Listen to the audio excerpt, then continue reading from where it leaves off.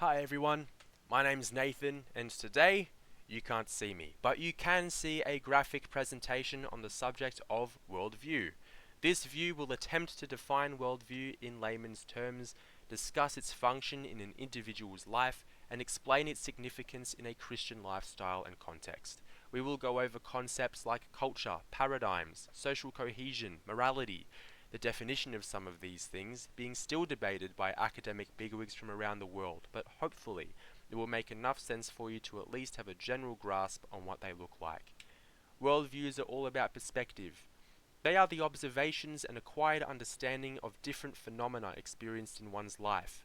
They are the product of everything which you have witnessed, experienced, learned, and didn't learn. You may find that you have seen multiple iterations of a similar thing occurring, and have developed assumptions or biases built on these repeated phenomena.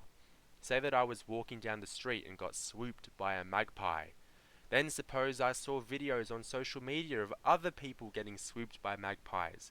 Then suppose as my life progresses I observe even more things. I see people holding sticks above their heads when walking down the park. I listen to people in passing conversation talking about how sharp a magpie's talons are. I noticed the cover of a book in a bookstore labeling magpies as terrorists. Tell me if you've seen that book. Over time, I start to gain more of a vivid picture of what a magpie truly is.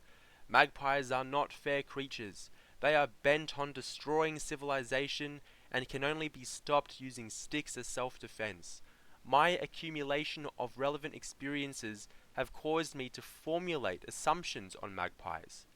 This is known as the development of a paradigm, and by collecting these paradigms, I begin to paint a holistic picture of what all things in the world are like. Magpies, politics, history, vegetables, Christianity, my job, ladies, the internet. All these things become known and adopted into my world, my view of the world at large. Think of a worldview as something of a library where paradigms are the different sections in it, right?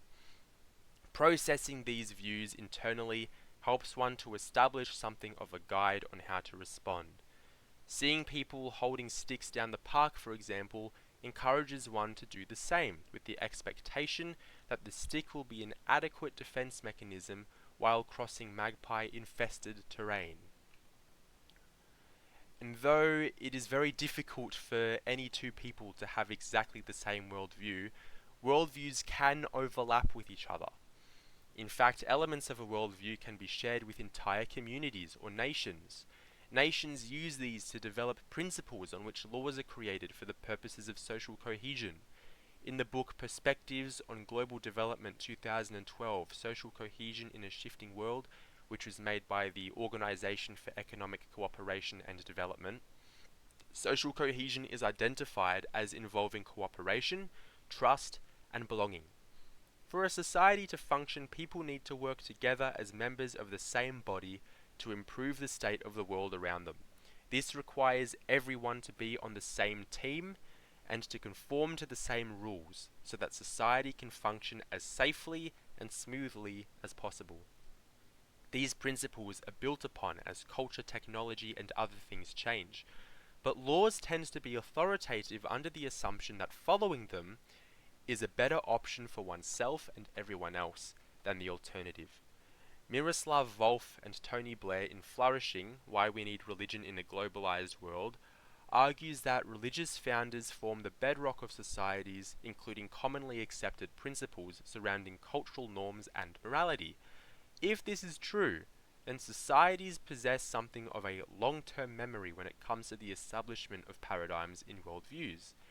Religions, then, influence an individual's development of paradigms for themselves as they interact with others who share the same culture and moral principles. Christians, for example, share a worldview which accounts for beliefs like the existence and nature of God, the origin of man as a creation made in God's image, the death and resurrection of Jesus Christ, and the presence and authority of the Holy Spirit. Richard Swinburne writes in the journal Think that the belief in a God who is the giver of all things grants one with a sense of thankfulness, because everything they have, down to the very breath in their lungs, is a gift from God. This is but one example of how Christianity encourages a positive outlook on life, even if one feels that they are lacking in some way or are in an undesirable situation. That said, as a Christian myself, I must acknowledge that there have been many occasions where I have lost sight of the Christian worldview. I experienced doubt, disappointment, desire for things of the world, and frustration in other people. My current understanding of Christianity is it's a journey where each step is an opportunity for growth if I can just keep my composure and remain faithful that God in His perfect timing will deliver a good outcome, even if it isn't what was expected or imagined. That said, the road to spiritual growth is not achieved through my strength alone, but by the good grace of God who, as I said earlier, is the author and provider of all things.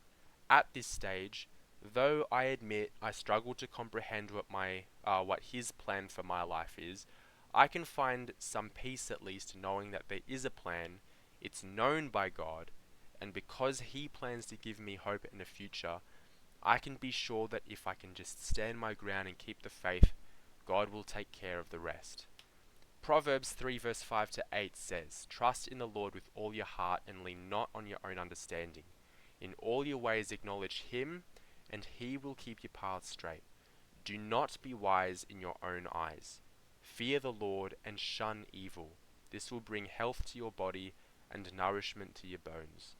This passage is a proverb for a reason. One must acknowledge that though they have developed paradigms from previous experiences, one's perspective of the world is indeed very limited, and to trust in one's own assumptions can very easily have unexpectedly problematic repercussions. Taking this passage to heart will help cultivate a spirit of humility that acknowledges one can only know so much. This humility isn't about wiping your hands clean of situations simply because one doesn't know better. Rather, through it, one is encouraged to acknowledge God, fear God, shun evil, which is to say remain open to counsel and continuous learning, using the pursuit of God as a foundational principle so that one can continue to gain wisdom, growing intellectually with age.